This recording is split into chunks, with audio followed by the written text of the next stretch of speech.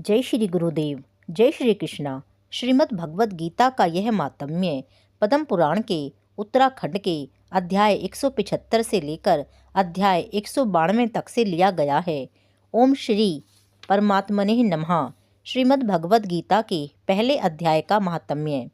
श्री पार्वती जी ने शंकर जी से पूछा, भगवान आप तो सब तत्वों के ज्ञाता हैं, आपकी कृपा से मुझे श्री विष्णु संबंधी नाना प्रकार के धर्म सुनने को मिले जो समस्त लोक का उद्धार करने वाले हैं। देवेश, अब मैं गीता का महात्म्य सुनना चाहती हूँ, जिसका श्रवण करने से श्री हरि में भक्ति बढ़ती है। तब श्री महादेव जी बोले, जिनका श्री विग्रह अलसी के फूल की भांति श्याम वर्ण का है, पक्षी राज गरुण ही जिनके वाहन हैं, जो अपनी महिमा से कभी च्युत नहीं होते तथा शेषनाग की शैया पर शयन करते हैं, उन भगवान महाविष्णु की हम उपासना करते हैं।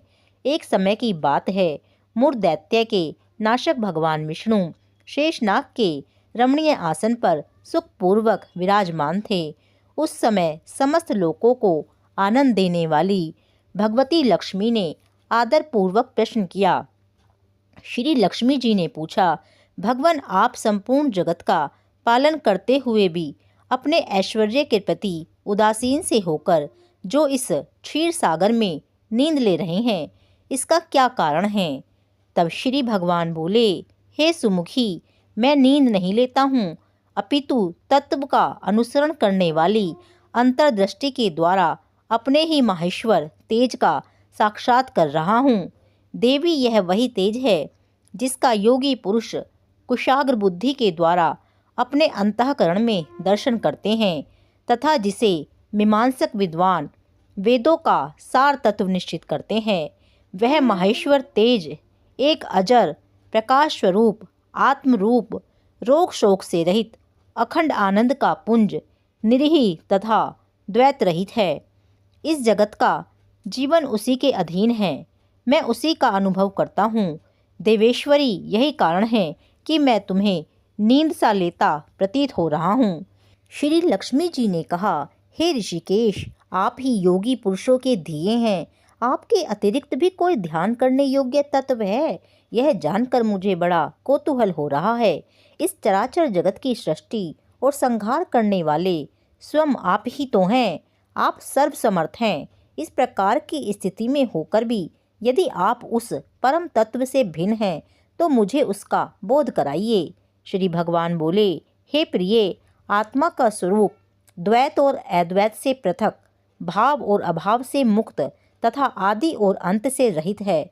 शुद्ध ज्ञान के प्रकाश से उपलब्ध होने वाला तथा परमानंद स्वरूप होने के कारण एकमात्र सुंदर है, वही मेरा ईश्वरीय रूप है। आत्मा का एकत्व ही सबके द्वारा जानने योग्य है। गीता शास्त्र में इसी का प्रतिपादन हुआ है।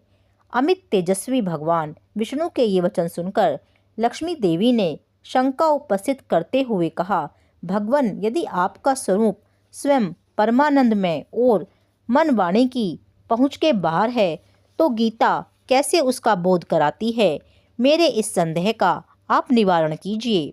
श्री भगवान बोले, हे सुंदरी सुनो, मैं गीता में अपनी स्थिति का वर्णन करता हूँ। क्रमशः 5 अध्यायों को तुम 5 मुख जानो, 10 अध्यायों को 10 भुजाएं समझो तथा 1 अध्याय को उदर और 2 अध्यायों को दोनों चरण कमल जानो। इस प्रकार यह 18 अध्यायों की वांगमयी ईश्वरीय मूर्ति ही समझनी चाहिए। यह ज्ञान मात्र से ही महान पातकों का नाश करने वाली है।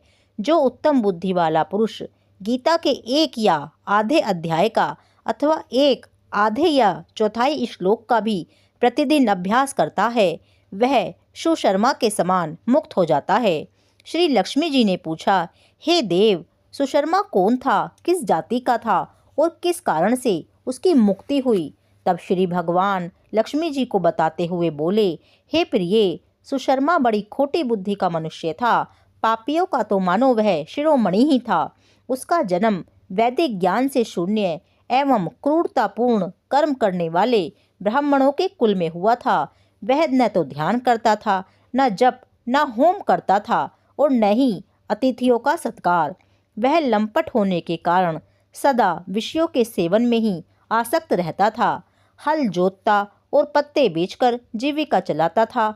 उसे मदिरा पीने का व्यसन था और वह मांस भी खाया करता था। इस प्रकार उसने अपने जीवन का दीर्घकाल व्यतीत कर दिया। एक दिन मूढ़ बुद्धि सुशर्मा पत्ते लाने के लिए किसी ऋषि की वाटिका में घूम रहा था। इसी बीच में काल रूपधारी काले सांप ने उसे डस लिया। वहीं तुरंत ही सुशर्मा की मृत्यु हो गई। तदंतर वह अनेक नरकों में जाकर वहाँ की यातनाएं भोगकर मृत्यु लोक में लौट आया और वहाँ बोझा ढोने वाला बैल हुआ। उस समय किसी पंगु ने अपने जीवन को आराम से व्यतीत करने के लिए उसे खरीद लिया। बैल ने अपनी पीठ पर पंगु का भार ढोते हुए बड़े ही कष्ट से 7-8 वर्ष बिताए। एक दिन पंगु ने किसी ऊंचे स्थान पर बहुत देर तक बड़ी तेजी के साथ उस बैल को घुमाया। इससे वह बैल थककर बड़े वेग से पृथ्वी पर गिरा और मूर्छित हो गया। उस समय वहां कौतूहलवश आकृष्ट होकर बहुत से लोग एकत्रित हो गए। उस जन समुदाय में से किसी पुण्यात्मा व्यक्ति ने उस बैल का कल्याण करने के लिए उसे अपना पुण्य दान कर दिया। तत्पश्चात कुछ दूसरे लोगों ने भी अपने अपने पुण्यों को याद करके उन्हें उसके लिए दान कर दिया। उस भीड़ में एक वैश्या भी खड़ी थी। उसे अपने पुण्य का पता नहीं था, तो उसने भी लोगों की देखा देखी उस बैल के लिए कुछ त्याग कर दिया। तदंतर यमराज के दूत उस मरे हुए प्राणी को पहले यमपुरी में ले गए। वहां यह विचार कर कि यह वैश्या के दिए हुए पुण्य से पुण्यवान हो गया है, उसे छोड़ दिया गया। फिर वह भूलोक में आकर उत्तम कुल और शील वाले ब्राह्मणों के घर में उत्पन्न हुआ। उस समय भी उसे अपने पूर्व जन्म की बातों का स्मरण बना रहा। बहुत दिनों के बाद अपने अज्ञान को दूर करने वाले कल्याण तत्व का जिज्ञासु होकर वह उस वैश्या के पास गया और उसके दान की बात बतलाकर उससे पूछा, तुमने कौन सा पुण्य दान किया था? तब वैश्या ने उत्तर दिया, वह पिंजरे में बैठा हुआ तोता प्रतिदिन कुछ पढ़ता है, उससे मेरा अंतःकरण पवित्र हो गया है। उसी का पुण्य मैंने तुम्हारे लिए दान किया था। इसके बाद उन दोनों ने तोते से पूछा।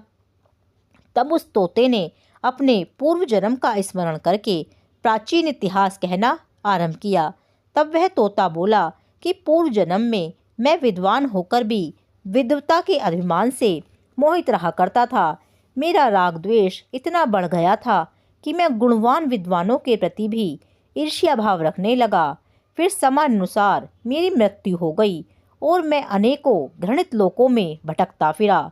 उसके बाद इस लोक में आया। सतगुरु की अत्यंत निंदा करने के कारण तोते के कुल में मेरा जन्म हुआ। पापी होने के कारण छोटी अवस्था में ही मेरे माता पिता से वियोग हो गया।